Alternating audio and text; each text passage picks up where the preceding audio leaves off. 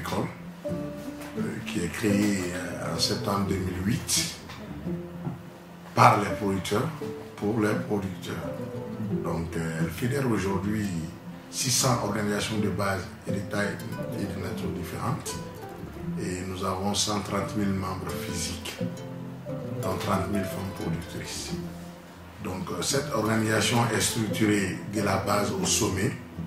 Nous avons d'abord les exploitations familiales comme base, qui au niveau des villages se retrouvent dans des organisations de base qui sont au nombre de 600. Il y a des coopératives, des groupements, des associations. Ces 600 organisations de base forment également ce qu'on appelle les organisations faîtières. Et ces organisations faîtières sont autour des bassins de production. Vous avez l'exemple de l'Office du Niger, de l'Office de Baguida, qui sont des grandes zones de production, mais nous avons des petites organisations qui sont fédérées au sein des faîtières. Et ces faîtières, au niveau régional, structurent 7 plateformes régionales. Et ce sont les 7 plateformes régionales qui forment ce qu'on appelle la plateforme nationale des producteurs de riz du Mali. Et cette plateforme, pour être membre, il faut d'abord être producteur, membre d'une organisation, et avoir comme activité principale la riziculture, quel que soit le système de production ou la région de production. Et cela m'amène à vous dire déjà que le Mali a eu la chance d'être ce pays qui a 5 systèmes de production de riz différents. Et vous ne trouverez ça nulle part en Afrique. Et voilà un pays aussi qui a la culture du riz. Et aujourd'hui, le riz a pris une place importante, non seulement de la sécurité alimentaire, mais de l'économie du pays. Parce que c'est la deuxième culture la plus produite, après le maïs. Et voilà une culture aussi qui occupe 190 000 exploitations familiales. Et donc en termes de chiffres économiques, voilà une culture qui apporte 5% au PIB malien, soit 220 milliards. Donc voilà un peu les biens fondés du regroupement des producteurs au sein de cette grande organisation. Alors, personnellement, je me charge de tout ce qui est la coordination technique. Mais au sein de la structure, nous avons une assemblée générale qui est l'instance suprême de décision. Au sein de cette assemblée, nous avons un conseil d'administration de 31 membres avec une forte représentation des femmes. Et nous avons un comité de surveillance. Donc, à côté de ces organes d'exécution et de contrôle, il y a une cellule technique qui est composée du personnel salarié, dont je suis le premier responsable. Donc, tout mon rôle, c'est la coordination des activités et aussi, c'est de travailler en synergie avec mes camarades pour comment mettre en œuvre les initiatives ou les positions politiques prises au niveau de l'Assemblée générale. Donc voilà en gros ce que j'ai comme rôle dans cette structure. Une question très importante que je répondrai simplement parce qu'il y a longtemps les autres ont trop décidé à notre place. Et aujourd'hui, qui connaît le riz, avec tout le corollaire des changements climatiques que nous avons, il est temps que le Mali ou le Malien décide de ce qu'il veut consommer et de ce qu'il veut aussi permettre aux autres de consommer. Et c'est de là où nous devons revoir un peu notre façon de faire. Parce que qui connaît la riziculture, c'est une culture qui consomme beaucoup d'intrants chimiques. Et nous avons hérité de cette pratique des crises économiques qu'on a connues à partir de 2008 avec les famines, à mettre en place des politiques pour leur sécurité alimentaire. Et là, les diagnostics ont montré que le riz est une culture qui permettait à ces pays d'atteindre l'autosuffisance alimentaire à l'horizon 2025. Et c'est ainsi qu'on a mis en place des projets, des programmes et des initiatives pour pouvoir booster non seulement la production, mais aussi permettre aux populations d'avoir cet élément essentiel qui est la nourriture. Et c'est ce qui a amené ce qu'on appelle l'utilisation des engrais chimiques pour avoir plus de rendement à l'hectare, mais aussi l'extension des aménagements. Et ces efforts n'ont pas été sans conséquences, parce qu'il y a eu à la suite ce qu'on appelle la dégradation de l'environnement, mais aussi la dégradation aussi de l'état sanitaire des populations. Et c'est pourquoi aujourd'hui nous nous retrouvons avec des riz qui nous permettent de nous nourrir, mais avec quel prix et avec quelles conséquences. Et c'est fort de tout cela qu'au niveau de la plateforme, nous avons dit qu'il est temps de revoir les façons de faire. Produire le riz, d'accord, mais comment produire de façon durable? Et cette durabilité met l'accent sur les techniques de production, les moyens de production et aussi les ressources que nous devons préserver pour nos générations futures. Et c'est pourquoi nous nous inscrivons d'abord dans une transition agroécologique. Parce que nous sommes dans un pays où l'autosuffisance en riz n'est pas atteinte à 100%. Et il est très difficile d'opter pour l'agriculture biologique qui est une partie de l'agroécologie. Donc cette phase transitoire est très importante, non seulement pour préparer le producteur, mais aussi pour préparer les consommateurs. Nous croyons fermement en cela parce que c'est une décision commune.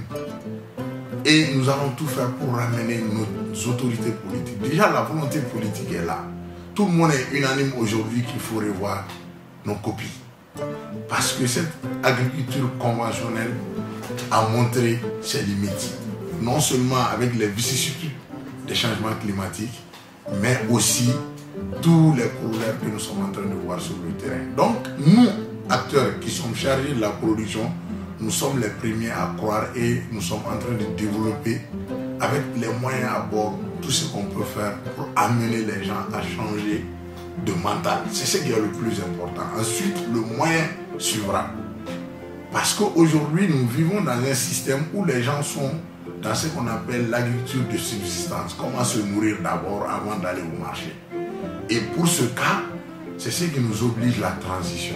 Il est très difficile aujourd'hui d'aller directement à une riziculture biologique avec un grand monde. Et donc nous allons travailler sur les deux pans. Un premier pan, informer et sensibiliser les gens sur les bienfaits d'aller vers cette forme d'agriculture agroécologique en essayant de revoir les pratiques, notamment en réduisant considérablement l'utilisation des engrais chimiques.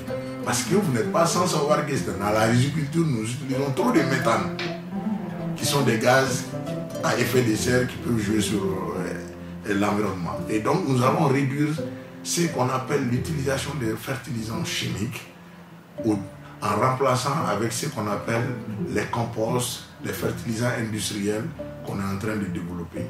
Ensuite, nous allons revoir également l'économie d'eau en travaillant sur des systèmes de production d'intensification tels que le SRI qui vont nous permettre de réduire considérablement le volume d'eau qu'on utilise pour la riziculture.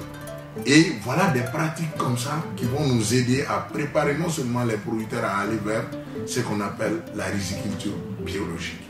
Et nous croyons fermement en cela. Très bonne question. Et il y a 2 ou 3 problèmes qui sont un peu à l'origine de la hausse des importations. La première, c'est d'abord ce qu'on appelle le paradoxe de la non-maîtrise de notre production nationale. Parce que le stock est très volatile. La production qu'on communique à la fin des campagnes, on n'est pas sûr d'avoir les mêmes productions un mois après sur place parce que le stock est très volatile. Vous n'êtes pas sans savoir que le Mali a près 7 frontières avec des pays voisins et sur les 7 frontières, nous avons aujourd'hui avec l'insécurité 3 ou 4 que nous ne maîtrisons pas totalement. Et voilà des corridors où le riz malien sort de façon officieuse parce qu'il n'y a ni douane ni aucune autorité qui peut réguler ce qu'on appelle ce suivi. Il y a un deuxième problème qui est un problème humain. On nous a fait croire que le riz que nous produisons ne nous suffise pas. Parce qu'il y a une partie qui vit de ce système. Le riz, on ne peut pas comprendre dans un pays qui produit 3 millions de tonnes de riz paddy et que ce même pays importe plus de 300 000 tonnes de riz grain. C'est inadmissible. Ça veut dire quelque part, il y a un dysfonctionnement dans le dispositif. Nous devons travailler pour mettre en place un bon système de suivi de la production. Et l'importation aussi doit se faire sur la base de disponibilité nationale. Mais malheureusement, tel n'est pas le cas. Les intentions d'importation sont données sur la base des communications sur les stocks dans les grands magasins, soit au port, soit au pays. Mais le stock qui est au niveau paysan n'est pas encore maîtrisé par les services des statistiques. Voilà un premier problème. Un second problème par rapport à la qualité du riz, les riz que nous importons généralement, c'est des riz de 5 à 6 ans qui ont subi tous les traitements chimiques dans les pays du Nord, notamment les pays d'Asie du Sud-Est. Et personne ne peut garantir la qualité de ces riz par rapport aux riz produits localement. Parce que c'est des riz, non seulement qui sont produits dans des conditions chimiques, mais c'est des riz aussi qui sont stockés avec des traitements. Et aujourd'hui, je vous rassure que le riz que nous produisons au Mali, c'est des riz qui ne peuvent pas faire deux campagnes. Ça ne peut pas. Le riz que nous produisons ne nous suffit même pas, à fortiori que ça soit gardé à une longue durée. Mais ce qui nous manque, ce qui se pose comme problème, c'est la gestion de ce stock qu'on a. Ce que nous produisons, si nous arrivons à maîtriser et à mieux distribuer sur l'échelle nationale, vous allez voir que le gap qu'on importe sera peu par rapport à ce qu'on fait actuellement. Sinon, la pratique actuelle, c'est pour tuer la production nationale. Tu ne peux pas avoir 3 millions de tonnes et importer 300 000 tonnes.